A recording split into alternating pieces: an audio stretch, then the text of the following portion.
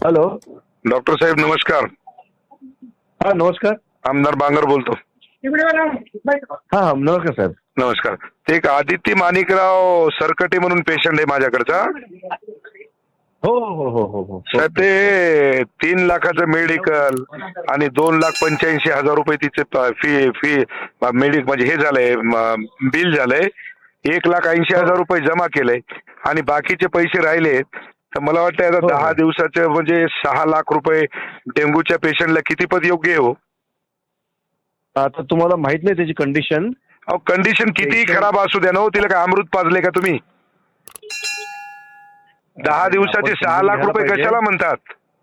तुम्ही ना त्यांचा भाऊ डॉक्टर आहे. दादा मला सगळीच कल्पना आहे. माझा भाऊ MBBS MD आहे. त्यांना ना इम्युनोग्लोबुलिन नावाचं एक इंजेक्शन द्यावं लागलं. 3,05,000 रुपये आम्ही मेडिकलचे दिले साहेब. नाही नाही आपला गैरसमज होतोय. काही गैरसमज नाही, पूर्ण बिलिंग आहे माझ्याकडे.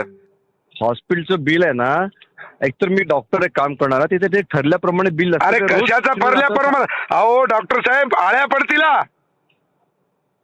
आलं का लक्षात? असे गोरगरीब लोकांना लुटू नका. ह्याचं लुटणं कसं काय म्हणणार? पेशंट चांगला झाला, बरा. अरे पेशंट चांगला झाला तर पैसे घेण्याची काही पद्धत असती ना हो. हा जे ठरलं, आता तुम्हाला कल्पनाच नाही पेशंट किती सिरियस होता. तुम्ही अहो किती पेशंट वाटतं नातेवाईकांनी मला बोलले ना, त्यांनी सांगावं की आम्ही लुटलंय किंवा आम्ही. अहो मी त्यांचा नातेवाईक आहे हो. माझ्या मतदारसंघातला पेशंट आहे तो. नाही मग तुम्ही मला अधिकाने फोन केलात की त्या पेशंट आपण दुसरीकडे शिफ्ट केलं असतं त्यांना. अहो कुणीकडे पेशंटला शिफ्ट केलं असतं, पण ही पद्धत आहे का?